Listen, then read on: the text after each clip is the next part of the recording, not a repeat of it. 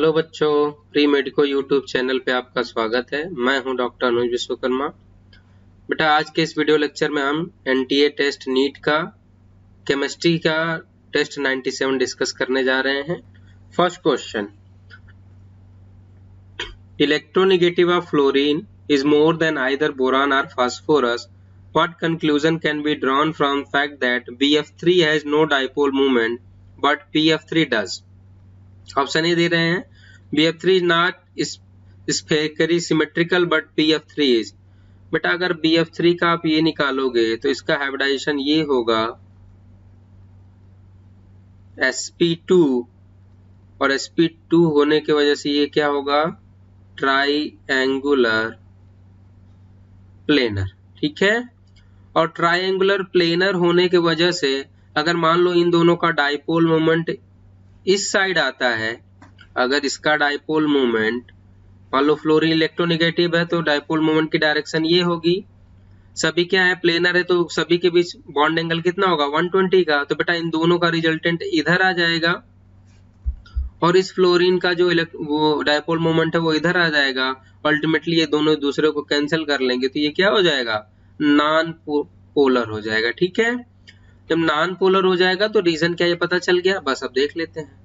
कह रहा है BF3 नॉट स्फेरिकली सिमेट्रिकल। गलत है, क्योंकि ये स्फेरिकली सिमेट्रिकल है। BF3 molecule must be linear. ये लीनियर नहीं बेटा, प्लेनर है, तो ये भी गलत है। The atomic radius of phosphorus is larger than that the atomic radius of boron. बेटा इससे कोई यहाँ लेना देना नहीं है, इस स्टेटमेंट का कोई सिग्निफिकेंस नहीं है यहाँ पे। डी वाले ऑप्शन में कह रहे हैं the BF3 molecule must be planar triangular. बिल्कुल, प्लेनर ट्रायंगुलर होने की वजह से ये इसका जो पोलैरिटी है वो 0 है। तो आंसर कौन सा होगा बेटा, D is the right answer. Okay, now next question, how many nodal planes are there in a px orbital. ठीक है, px ऑर्बिटल में नोडल प्लेन कितना होगा। तो बेटा px ऑर्बिटल ये होता है, नोडल प्लेन वो प्लेस होता है जहां पे इलेक्ट्रॉन की प्रोबेबिलिटी बिल्कुल 0 होती है। तो देखो बेटा इसमें नोडल प्लेन ये है, तो कितना नोडल प्लेन है, एक नोडल प्लेन है। क्लियर। नाउ नेक्स्ट क्वेश्चन है what determine the coordination number of a central metal atom in a complex. Coordination number पूछ रहे हैं सेंट्रल मेटल का कि कौन डिटरमाइन करता है। तो देखो पहला लिख रहे हैं the number of ligand around a metal ion bonded by sigma and pi bond. गलत बेटा, ये होता है नंबर ऑफ लिगेंड तो होने चाहिए, लेकिन या तो वो कोऑर्डिनेशन बॉन्ड से बॉन्डेड हो या फिर सिग्मा बॉन्डेड हो। ठीक है, कोऑर्डिनेशन बॉन्ड से बॉन्डेड हो या सिग्मा बॉन्डेड, अगर लिगेंड सेंट्रल मेटल आयन से जुड़े हुए तो वही उसका कोऑर्डिनेशन नंबर होगा। तो इसमें सिग्मा एंड पाई दोनों कह रहा है, इसलिए गलत है। The number of around a metal ion bonded by pi bond, ये गलत है बेटा। The number of ligands around a metal ion bonded by sigma bond, यही सही है। क्यों, क्योंकि या तो कोऑर्डिनेशन बॉन्ड से बॉन्डेड हो या फिर सिग्मा बॉन्ड से बॉन्डेड हो। तो आंसर कौन सा होगा बेटा, C is the right answer. Now next question, what is the pH of resultant solution produced when aqueous solution of pH6 is mixed with the equal volume of aqueous solution of pH3। ठीक है, तो बेटा resultant hydrogen ion concentration निकाल लें। pH6 के लिए hydrogen ion concentration कितना होगा बेटा, ये हो जाएगा 10 to the power -6, और pH3 के लिए हाइड्रोजन आयन कंसंट्रेशन हो जाएगा बेटा 10 to the power -3। क्लियर। अब रिजल्टेंट निकालना इक्वल वॉल्यूम, तो रिजल्टेंट हाइड्रोजन आयन कंसंट्रेशन हो जाएगा बेटा 10 to the power -6 plus 10 to the power -3 upon total volume, दोनों को ऐड कर दोगे वॉल्यूम 2v हो जाएगा, तो हमने 2 ले लिया। ठीक है, बस यहाँ 10 to the power -3 कॉमन ले लो, ये हो जाएगा 0.001 + 1/2। ठीक है, ये वैल्यू हो जाएगी 1.001 × 10 to the power -3/2। ठीक है बेटा, इसको 1 ले लेते हैं, ये हो जाएगा 5 × 10 to the power -4। ये हो गया रिजल्टेंट हाइड्रोजन आयन कंसंट्रेशन। बस पीएच में इसका ले लें, तो पीएच बराबर 90 log हो जाएगा, तो ये हो जाएगा 4 log -log 5। log 5 की वैल्यू 0.7 ले लेते हैं बेटा, तो ये हो जाएगा कितना, 3.3। तो पीएच की वैल्यू कितनी आ गई, 3.3 आ गई। Okay, next question, X is the compound of an element group first. The X give a violet color flame test. बेटा फर्स्ट जो होता है वायलेट कलर जस्ट जो देते हैं उसमें सबका अलग अलग कलरिंग होती है, तो पूछ रहे हैं कि वायलेट कलर कौन शो करेगा। ठीक है, तो बेटा वायलेट कलर शो करता है पोटेशियम आपका, तो आंसर कौन सा होगा बेटा सी। तो लिथियम में बेटा ये शो करता है आपका क्रिम्सन रेड। ठीक है, ये क्रिम्सन रेड शो करता है। सोडियम आपका शो करता है गोल्डन येलो। ठीक है, और ये जो है पोटेशियम आपका बेटा ये क्या करता है वायलेट कलर शो करता है। हमें वायलेट पूछ रहे हैं तो आंसर कौन सा होगा, C is the right answer. Next question,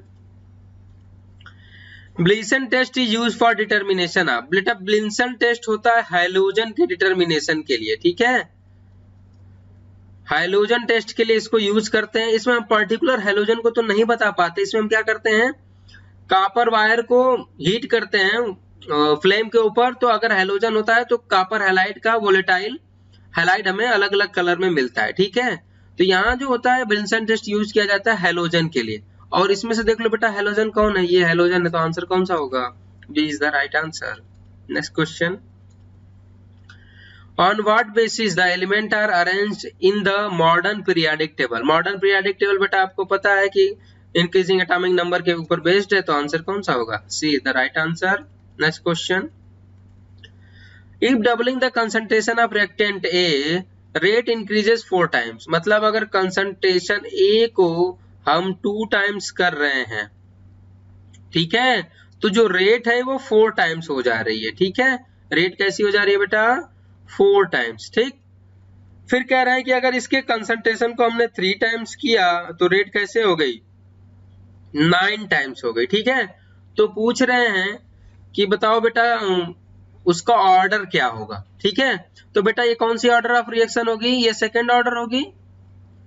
ठीक है, बस सेकेंड ऑर्डर। नेक्स्ट कह रहा है तो the rate is proportional to concentration of A, गलत, क्योंकि इसमें अगर कंसंट्रेशन आप ए करेंगे तो ऑर्डर ए के रिस्पेक्ट में ऑर्डर फर्स्ट है, स्क्वायर ऑफ कंसंट्रेशन है, यही सही है, क्योंकि ए के रिस्पेक्ट में ऑर्डर सेकंड ऑर्डर आएगी, जिसकी वजह से आंसर क्या होगा आपका बी होगा। ओके, नेक्स्ट क्वेश्चन,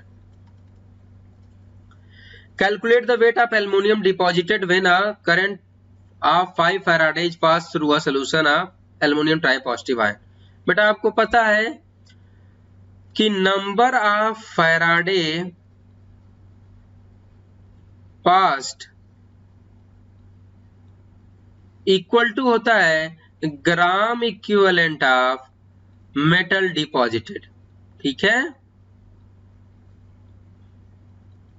क्लियर, बस नंबर ऑफ फैराडे कितना पास कर रहे हैं 5, ग्राम इक्विवेलेंट क्या होगा वेट अपॉन इक्विवेलेंट वेट, ये तो होगा, हमें वेट चाहिए बेटा, इक्विवेलेंट वेट क्या होगा मॉलिक्यूलर वेट एल्युमिनियम का 27, और बेटा वैलेंसी फैक्टर कितना होगा बेटा, ये +3 में है तो ये उसका वैलेंसी फैक्टर क्या हो जाएगा 3, तो ये 3 से मल्टीप्लाई कर दे क्या हो जाएगा, ये हो जाएगा, तो वेट आ जाएगा बेटा 45 ग्राम। क्लियर, तो आंसर क्या होगा बेटा सी 45 gram is the right answer. Next question, which of this cyclopropene system is aromatic. कौन इसमें एरोमेटिक है, तो बेटा आपको पता है 4n+2 पाई इलेक्ट्रॉन होने चाहिए, हैकेल्स रूल को फॉलो अप करना चाहिए। बेटा ये तो इसमें तो कॉन्जुगेशन ही नहीं है। ठीक है, कॉन्जुगेशन नहीं है तो ये होगा नहीं, इसमें कॉन्जुगेशन है प्लस बेटा 4n पाई इलेक्ट्रॉन में क्या होता है जो n की वैल्यू आएगी, या तो यहाँ पे मतलब इसके हिसाब से 2 पाई इलेक्ट्रॉन होने चाहिए, या 6 होने चाहिए, या 10 होने चाहिए, पर यहाँ पे कितने पाई इलेक्ट्रॉन आएंगे बेटा 4 आएंगे, और 4 आने के बाद से क्या हो जाएगा एंटी एरोमेटिक, तो ये भी नहीं होगा। इसमें देखो बेटा प्लेनर है, कॉन्जुगेशन भी है, और पाई इलेक्ट्रॉन कितने हैं 2 पाई इलेक्ट्रॉन है, और 2 पाई इलेक्ट्रॉन होने की वजह से क्या है हैकेल्स रूल को फॉलो कर रहा है, इसलिए एरोमेटिक हो। तो एरोमेटिक कौन है इसमें, केवल थर्ड वाला है, तो आंसर कौन सा होगा, C is the right answer. Next question,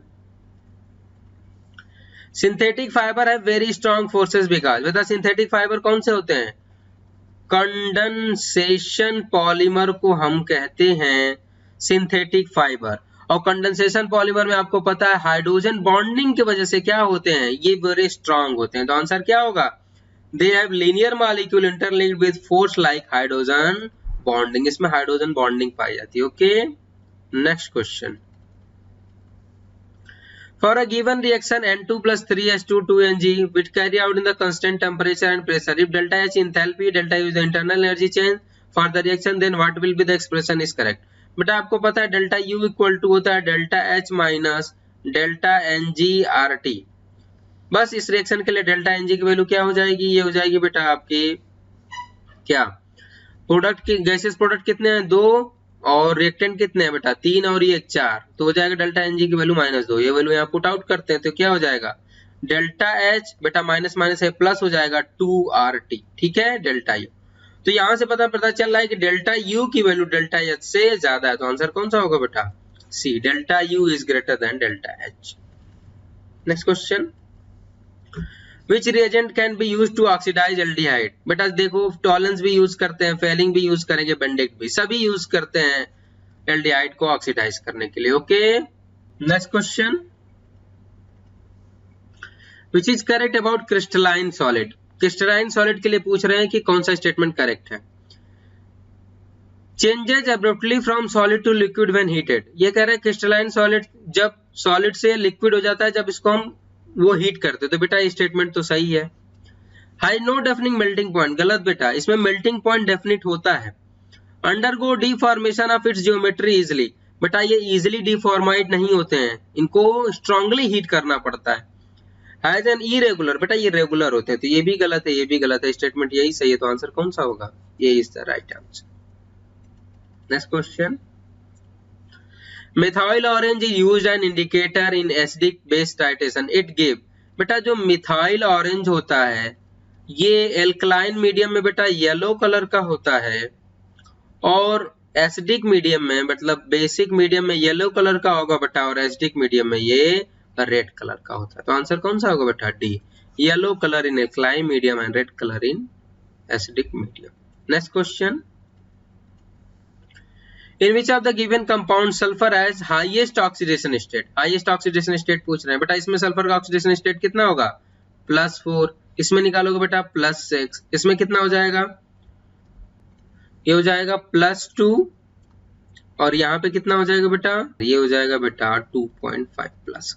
ठीक है, आप बताओ सबसे ज्यादा किसमें है, इसमें है, तो आंसर कौन सा होगा बेटा B is the right answer. Now next question, Calculate the unpaired electron for a metal ion for first transition series having the magnetic moment 2.83 Bohr magneton. बेटा आपको पता है मैग्नेटिक मोमेंट क्या होता है, ये होता है √n+2। ठीक है, इसकी वैल्यू उन्होंने कितने दी है 2.83, और यहाँ जो ये होता है यानी ये क्या होता है नंबर ऑफ अनपेयर्ड इलेक्ट्रॉन, यही तो होता है, ये नंबर ऑफ अनपेयर्ड इलेक्ट्रॉन है, तो बस यहाँ से n की वैल्यू सॉल्व करोगे तो वो आएगी बेटा 2। क्लियर, 2 आ गई, तो आंसर कौन सा होगा बेटा डी। ठीक है, पर एक बात मैं आपको यहाँ बताऊंगा बेटा, देखो जब भी ऐसे क्वेश्चन आए और आपको ये यूज करना पड़े, अगर नंबर ऑफ अनपेयर्ड इलेक्ट्रॉन दिए हैं तब आपको अगर मैग्नेटिक मोमेंट पूछे, या फिर मैग्नेटिक मोमेंट दिया हो नंबर ऑफ अनपेयर्ड इलेक्ट्रॉन पूछे, तो उसके लिए आपको क्या करना है, इसमें बहुत ज्यादा माथा पच्चा करने की जरूरत नहीं है। क्या करो आप, देखो बेटा जो भी दिया गया है, मान लो अगर मैग्नेटिक मोमेंट दिया गया है तो जो इनिशियल होल नंबर है इस वैल्यू को देख लो आप, अगर ये वैल्यू अगर होल नंबर वाली जो होगी उतने नंबर ऑफ अनपेयर्ड इलेक्ट्रॉन होंगे। ठीक है, और अगर नंबर ऑफ अनपेयर्ड इलेक्ट्रॉन मान लो कि जितने, मान लो 1 है, तो जो मैग्नेटिक मोमेंट की वैल्यू होगी वो 1 पॉइंट समथिंग होगी, मतलब वो 1 के कुछ डेसिमल के बाद होगी, ऐसा होगा। ठीक है, समझ गए आप,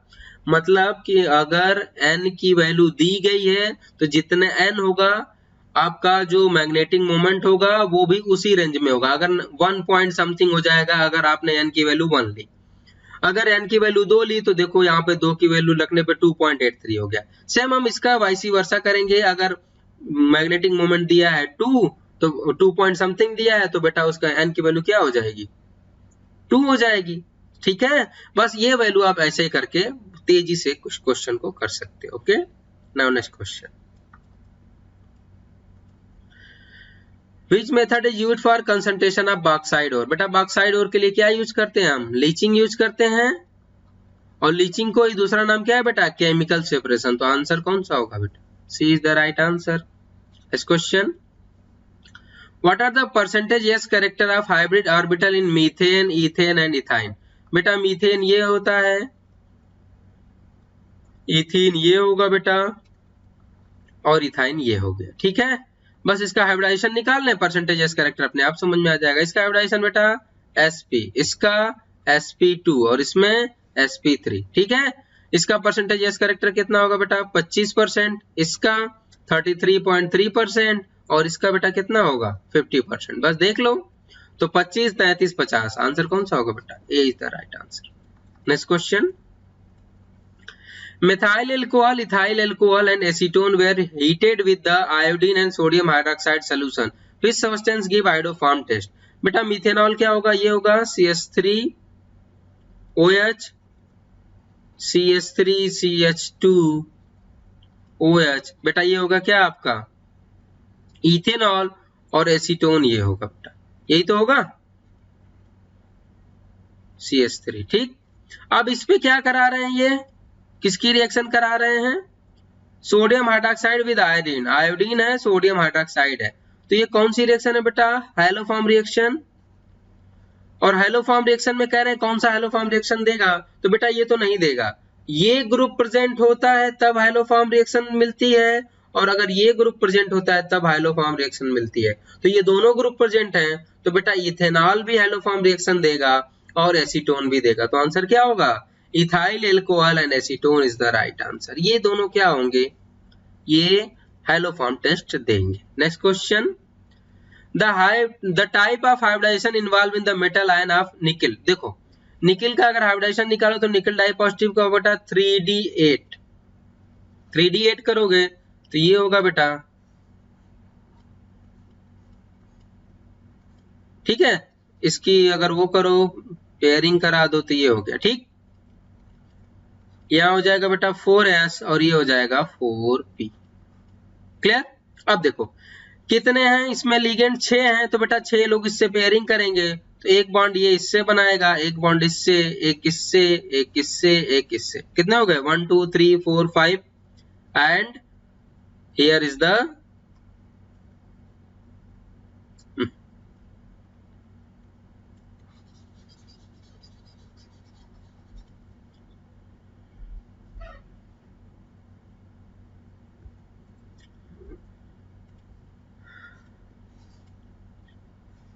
बेटा ये बनाओगे आप, ये हो गया S 4p and here is the D। Clear.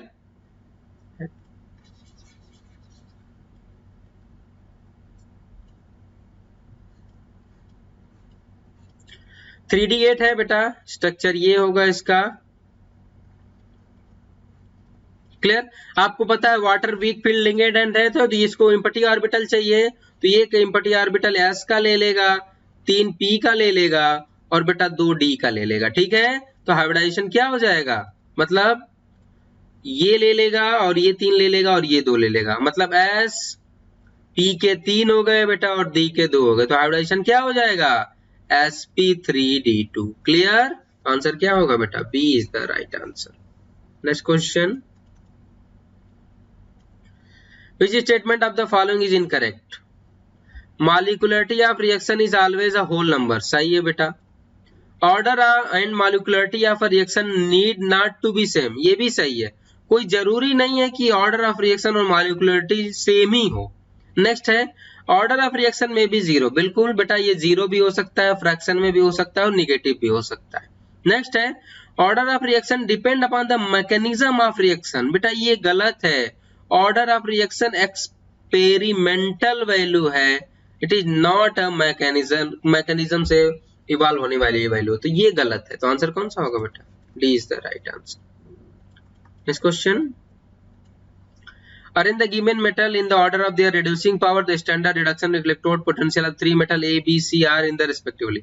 बेटा आपको पता है कि जो रिड्यूसिंग पावर होती है वो इनवर्सली प्रोपोर्शनल होती है रिडक्शन पोटेंशियल के। ठीक है, तो देख लो जिसका रिडक्शन पोटेंशियल सबसे कम होगा उसकी रिड्यूसिंग पावर ज्यादा होगी। तो सबसे रिडक्शन पोटेंशियल कम किसका है, बी का, देन सी का, देन ए का। ठीक है, तो सबसे ज्यादा होगी B, then C, then N. तो आंसर कौन सा होगा बेटा, A is the right answer. Next question, which is true about use of H2O2 as a solvent। H2O2 solvent की तरह यूज करते हैं, तो कौन सा स्टेटमेंट इसके लिए ट्रू है। लिख रहा है poor polar solvent than water, गलत है बेटा, ये मोर पोलर होता है वाटर से। Better polar solvent then H2O, ये भी गलत है बेटा, ये H2O से बेटर पोलर सॉल्वेंट नहीं होता है, ठीक है। रीजन ये है कि ये क्या करता है, ऑक्सीडाइजिंग नेचर का होता है, जो इसकी लिमिट्स को वो करते हैं। बोथ हैव इक्वल पोलैरिटी, ये तो बिल्कुल गलत है। Better polar solvent but its strong auto oxidizing ability limits use at such, बेटा ये स्टेटमेंट बिल्कुल करेक्ट है। ये इससे बेटर पोलर सॉल्वेंट हो सकता है, लेकिन वो तब हो सकता है जब इसके पास ऑक्सीडाइजिंग प्रॉपर्टी नहीं होती, लेकिन ऑक्सीडाइजिंग प्रॉपर्टी होने के वजह से ये क्या होता है, वाटर के ऊपर ये प्रेफर नहीं होता है। Clear. Next question, compare the boiling point of very dilute solution both having the same molecular concentration. बेटा ये बॉइलिंग पॉइंट होगा TB directly proportional to I into C, यही तो होगा। अब बेटा C सबके लिए सेम है क्योंकि इन्होंने बोला सेम मोलर कंसंट्रेशन, तो यहाँ मैं कह सकता हूँ कि TB directly proportional to I। बेटा इसके लिए I की वैल्यू निकालोगे तो इसके लिए I की वैल्यू आएगी 3, और इसके लिए सॉरी बेटा इसके लिए I की वैल्यू आएगी 4 और इसके लिए आएगी 3, ठीक है। बस देख लो कितना हो गया बेटा, इसकी I की वैल्यू ज्यादा तो जाहिर सी बात है इसका क्या होगा, बॉइलिंग पॉइंट ज्यादा होगा, तो इसमें T1 is greater then T2, तो आंसर कौन सा होगा बेटा, B is the right answer. Next question, the transitional kinetic energy of an ideal gas depends only on it's. बेटा ट्रांजिशनल काइनेटिक एनर्जी क्या होती है, ये होती है 3/2 RT, और यहाँ से देखो क्या पता चल रहा है कि it's totally depend on temperature, तो आंसर कौन सा होगा बेटा, C is the right answer. Next question, how much oxygen should be required for the complete combustion of 5 kg mixture of isobutane and normal butane। बेटा isobutane हो या फिर normal butane हो, दोनों का मॉलिक्यूलर फार्मूला C4H10 ही होगा। हमें जब भी हम ऑक्सीडेशन कराते हैं या कंबशन कराते हैं तो उस समय हमें उसके आइसोमर से लेना देना नहीं होता, हमें उसके मॉलिक्यूलर फार्मूला से लेना होता है। तो यहाँ आप आइसोब्यूटेन लो या नॉर्मल ब्यूटेन लो, उससे कोई फर्क नहीं पड़ेगा क्योंकि दोनों का मॉलिक्यूलर फार्मूला सेम है। बस इसकी ऑक्सीडेशन की रिएक्शन लिख लो, C4H10 प्लस 13/2 ऑक्सीजन हो जाएगा 4CO2 एंड 5H2, ठीक है। अब देखो यहां से आपको क्या पता चल रहा है बेटा, यहां आपसे आपको ये पता चल रहा है कि जब हम 1 मोल ब्यूटेन ले रहे हैं तो हमें 13/2 मोल ऑक्सीजन की जरूरत पड़ रही है। अगर इसको तो हमने मोल में लिया, अगर वेट की बात करें तो बेटा हम कहें कि अगर 58 ग्राम हमने ब्यूटेन लिया तो ये यूज होगी 30/2 इंटू 32 ग्राम ऑक्सीजन यूज होगी, ठीक है। अब वो कह रहा है कि 5 kg ले रहे हैं हम आइसोब्यूटेन, तो 5 kg का मतलब, इसलिए 5 kg मतलब 5000 ग्राम लेंगे तो क्या होगा बेटा, तो बस ये हो जाएगा 13/2 इंटू 58 इंटू 32 इंटू बेटा ये क्या हो जाएगा 5000 ग्राम हमें क्या होगी ऑक्सीजन यूज होगी, ठीक है। ये जो वैल्यू आएगी बेटा वो क्या आएगी 1790 ग्राम आएगी। बेटा इसको हमें किस में चेंज करना पड़ेगा, सॉरी 00 ग्राम आएगी। उसके बाद बेटा इसको हम चेंज करेंगे किस में, केजी में, तो वैल्यू आएगी 17.9 kg is the right answer. Okay, next question,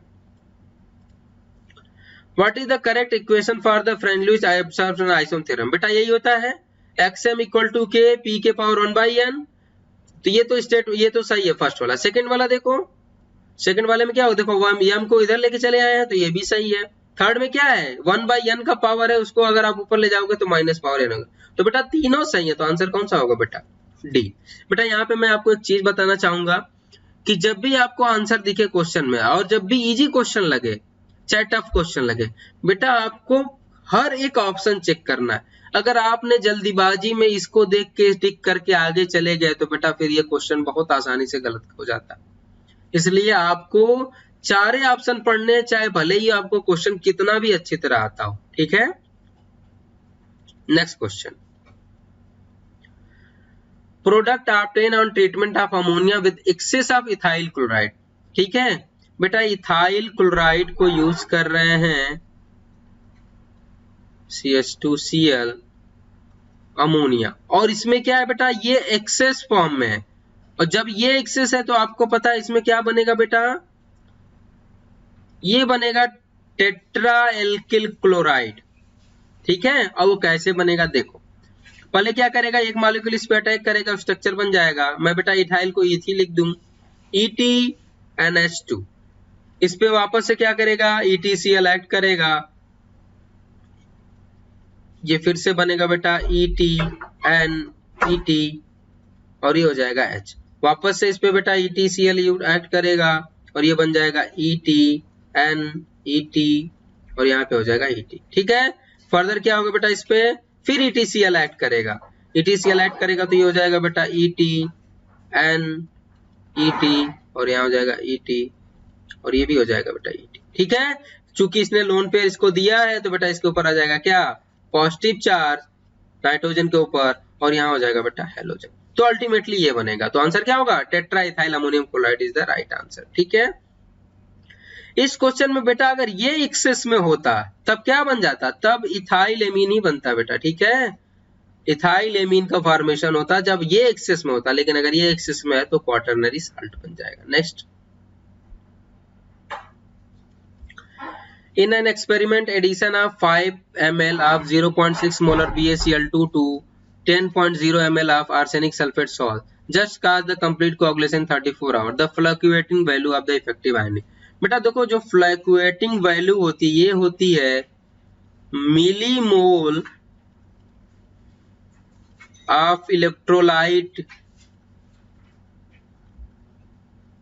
used upon total volume of salt, मतलब कोलाइड सॉल्ट की वैल्यू। बस यहां से निकाल लेते हैं बेटा। इसका मिलीमोल निकालोगे तो देखो मोलारिटी कितना दिया है 0.006, वॉल्यूम एमएल में दिया है तो बेटा यहाँ पे n अपान क्या हो जाएगा, वॉल्यूम एमएल में लिखो तो 5 अगर वॉल्यूम एमएल में लोगे तो ये क्या होगा बेटा, ये भी क्या होगा आपका मिलीमोल में आएगा। ठीक है, तो यहां से सॉल्व करोगे तो n की वैल्यू क्या आ जाएगी बेटा, ये आ जाएगी 0.03 मिलीमोल। ठीक है, तो 0.03 मिलीमोल हो गया तो मिलीमोल आ गया 0.03 और बेटा टोटल वॉल्यूम कितना होगा, तो टोटल वॉल्यूम देखो कितना दिया है 10 ml ये है और 5 ml ये, टोटल हो जाएगा 15 ml। क्लियर, इसको क्या करेंगे बेटा, लीटर में चेंज करोगे क्योंकि ये वॉल्यूम हमें किस में लेना होता है, लीटर में। तो क्या करोगे, ये हो जाएगा 0.03 बाई 15 इंटू 1000, तो ये हो जाएगा 30 बाई 15, ये हो जाएगा 2। तो आंसर क्या होगा बेटा, 2 is the right answer. Next question, which is used to determine the sugar in urine. Urine में बेटा हम किसको डिटरमाइन करते हैं, ग्लूकोज को, और ग्लूकोज किससे डिटरमाइन होगा बेटा, बेंडिक टेस्ट से। नेक्स्ट क्वेश्चन, द फार्मूला, बेटा ये फार्मूला किसका है, डीडीटी का, diphenyl trichloro ethane is the right answer. तो कौन सा होगा बेटा, ये डीडीटी का आंसर है। ठीक, नेक्स्ट क्वेश्चन,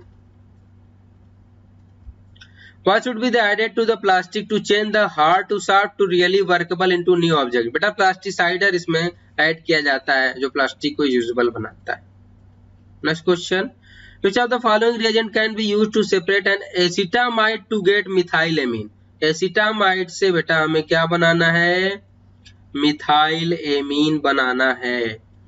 मिथाइल एमीन मतलब ये, और ये कैसे बनेगा बेटा आपको पता है, ये कौन सी रिएक्शन हो जाएगी, ये हो जाएगी हॉफमैन हाइपोब्रोमाइड रिएक्शन। इसमें रिएजेंट क्या यूज करते हैं, NaOH in the presence of bromine. ठीक है, तो आंसर क्या होगा, B is the right answer. Next question, which of the following compound formed in the borax beat test. बेटा बोरैक्स क्या होता है, Na4 B4O7.10H2O, यही तो होता है। इसको जब हीट करते हैं तो बेटा ग्लासी बीड बनती है और वो होती है sodium metaborate plus B2O3। Clear, ये दो मॉलिक्यूल इसका बनता है और यही क्या होती है, ग्लासी बीड होती है। ठीक है, अब पूछ रहा है कि बीड क्या होगा, क्या बनता है बोरैक्स बीड टेस्ट में, तो बेटा ये बनता है, तो क्या बनेगा, मेटाबोरेट का फॉर्मेशन होता है। Clear, next, in solid copper is coordinated to, बेटा जो कॉपर सल्फेट होता है इसमें जो होते हैं जो 4 H2O होते हैं ये बाइंडेड होते हैं किसके द्वारा, कोऑर्डिनेशन बॉन्ड द्वारा, ठीक है। तो 4 वाटर मॉलिक्यूल इससे बाइंडेड होंगे, एक वाटर मॉलिक्यूल कोऑर्डिनेशन स्फीयर के बाहर पाया जाता है, ठीक है, और वो हाइड्रोजन बॉन्डेड द्वारा जुड़ा होता है। Okay, next question.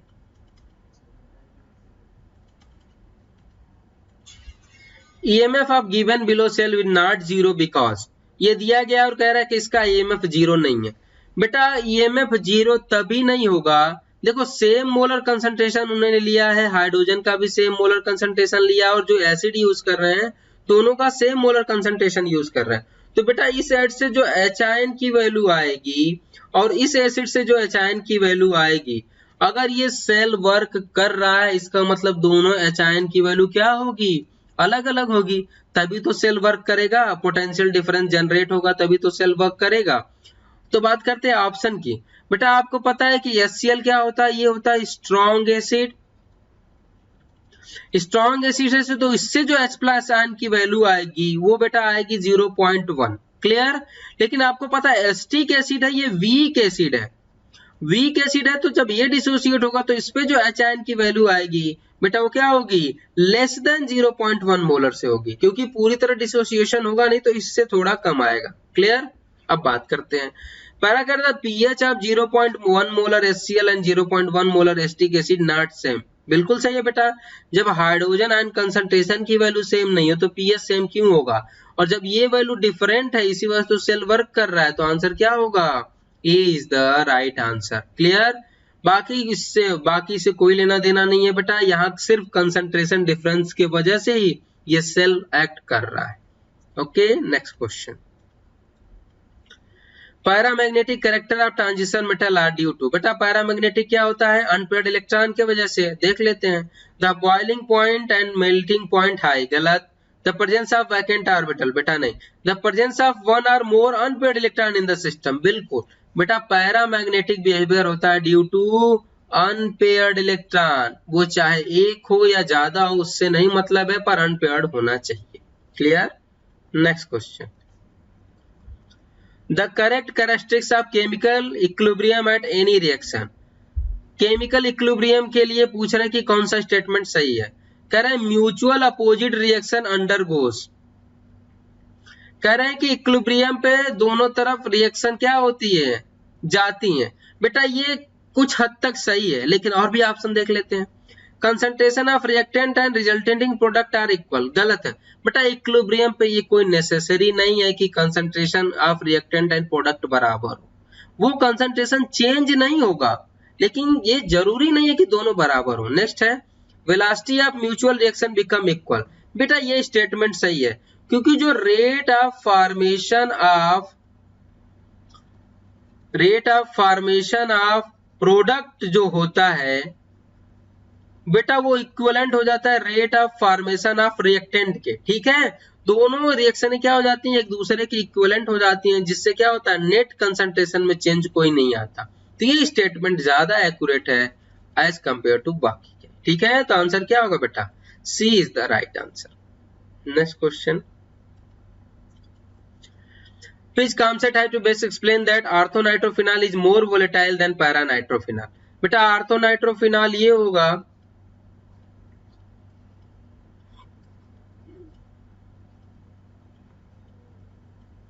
वैसा इसके बीच में ये होती है हाइड्रोजन बॉन्डिंग, ये क्या है हाइड्रोजन बॉन्डिंग है, और बेटा पैरानाइट्रोफिनॉल ये होता है।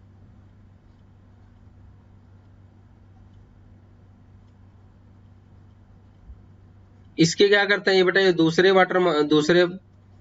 मॉलिक्यूल से क्या करता है, हाइड्रोजन बॉन्डिंग शो करता है, ठीक है। जो यहां पे हाइड्रोजन बॉन्डिंग हो जाएगी बेटा, ठीक है। तो देखो इसका ये जब इसमें क्या हो रही है, इंट्रामॉलिक्यूलर हाइड्रोजन बॉन्डिंग, और इसमें क्या हो रही है बेटा, इंटरमॉलिक्यूलर हाइड्रोजन बॉन्डिंग। अब बेटा जब इंटरमॉलिक्यूलर हाइड्रोजन बॉन्डिंग हो रही है तो इसका क्या हो रहा है, मॉलिक्यूलर वेट बढ़ जा रहा है, और जब मॉलिक्यूलर वेट बढ़ जाएगा तो जाहिर सी बात है इसका बॉइलिंग पॉइंट इंक्रीज हो जाएगा, और जब इसका बॉइलिंग पॉइंट इंक्रीज हो जाएगा तो इसकी वोलेटिलिटी क्या हो जाएगी, कम हो जाएगी। लेकिन इस केस में क्या होगा, इसके कंपेयर में इसका बॉइलिंग पॉइंट कम होगा, बॉइलिंग पॉइंट कम होगा तो वोलेटिलिटी होगी वो ज्यादा होगी। तो आंसर इसमें से देखो बेटा, हाइड्रोजन बॉन्डिंग की वजह से क्या होगा, ये जो ऑर्थोनाइट्रोफिनॉल है वो मोर वोलेटाइल होगा as compare to paranitrophenol. Okay, next question, arrange the increasing order for the value of E by M, charge upon mass ratio पूछ रहे हैं। तो बेटा इसका आंसर होगा D is the right answer. इसको याद करने के लिए बेटा मैं एक तरीका बता दे रहा हूं, उसको याद रख लो आप। ये होता है ईट पर अब नाच, ठीक है, ये होता है बेटा। मतलब ये किसके लिए होता है, E upon M ratio.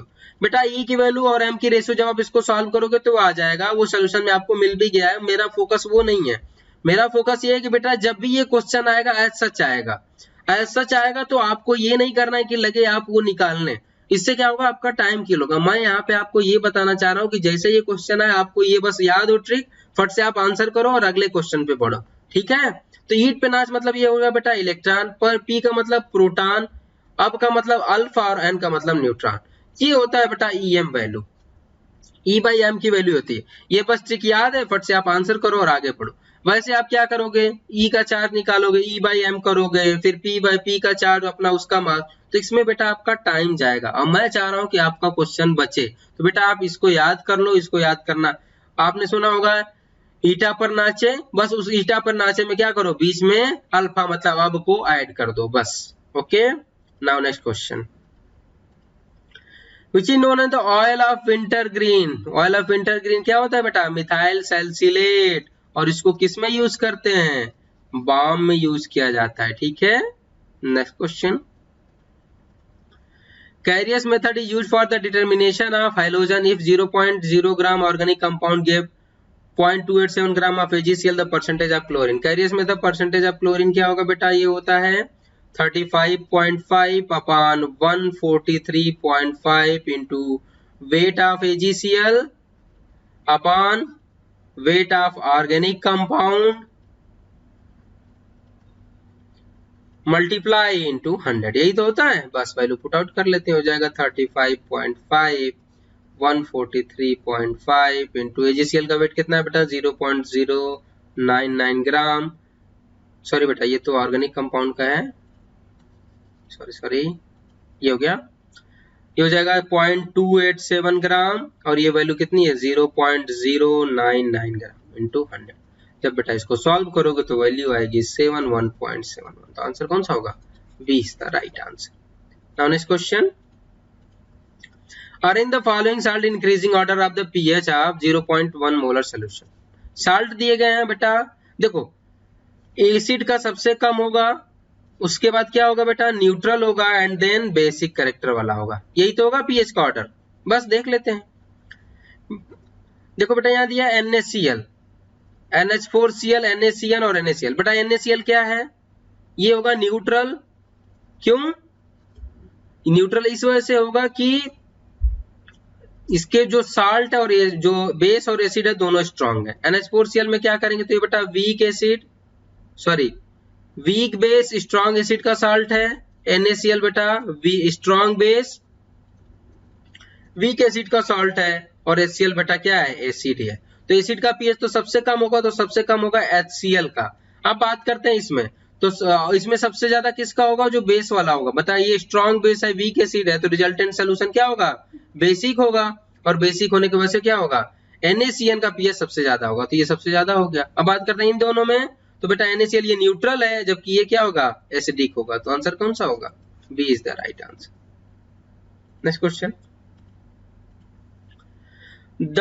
which is the correct first order reaction। First order reaction के लिए degree of dissociation equal to alpha equal to क्या होता है बेटा 1 माइनस ई के पावर माइनस के टी, ये बिल्कुल सही है। तो first statement is the right answer. बाकी स्टेटमेंट भी चेक कर लेते हैं। A plot of reciprocal concentration of reactant versus time ग्री बाय स्ट्रेट लाइन। बेटा ये कह रहे हैं कि ये 1/a का कंसंट्रेशन और टाइम के बीच में ग्राफ खींचे तो ये स्ट्रेट लाइन आता है। बेटा ये गलत है, ये ऐसा नहीं होता, ये होता है बेटा log ऑफ a। ये करेंगे तब ये स्ट्रेट लाइन आएगा, तो बेटा ये तो गलत है, ये भी गलत है। Time taken to be the completion of 75% reaction is thrice that the T half, मतलब ये कह रहे हैं कि टी 75% जो होगा वो 3t हाफ के बराबर होगा। क्या ऐसा ही है? ये गलत है बेटा। ये क्या होता है? टी 75% होगा वो 2t हाफ के बराबर होगा, न कि थ्राइस। नेक्स्ट कह रहे हैं the pre exponential factor is the RNS equation has be the dimension of T के पावर -2। बेटा क्या होता है? आपने देखा होगा k इक्वल टू ए ई के power minus E A by R T, यही तो होता है। अब ये कह रहा है कि जो प्री एक्सपोनेंशियल फैक्टर है उसमें जो ये है, ये क्या होता है? डायमेंशन लेस होता है, मतलब डायमेंशन लेस होता है, तो इसके लिए कह रहा है टाइम के पावर -2 होगा। बेटा ये गलत होगा, तो ये भी गलत है। तो आंसर कौन सा सही है? ए सही। ठीक है, तो बेटा अभी ये क्वेश्चन खत्म हुआ। आई होप आपको ये चीजें समझ में आई होंगी। फिर भी अगर कुछ नहीं समझ में आया हो या किसी आंसर में डाउट हो तो आप मुझे कमेंट बॉक्स में जरूर बताएं। Thank you for watching this video.